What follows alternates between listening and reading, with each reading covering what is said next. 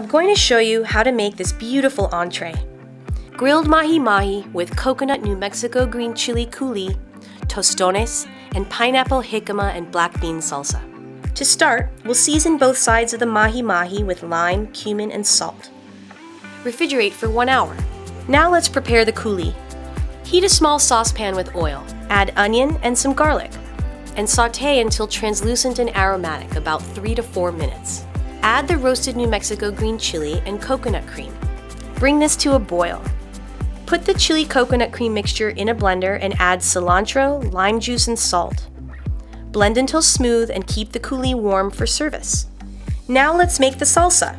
In a bowl, combine pineapple, jicama, black beans, New Mexico green chili, lime juice, and salt. Grill the mahi mahi fillets to the desired doneness on both sides, creating decorative hash marks. Spoon the coulis onto the plate and place some plantain tostones on the side. Place the mahi mahi on the coulis and top with the salsa. Garnish with cilantro and toasted coconut flakes. You will love the tropical flavors of this dish.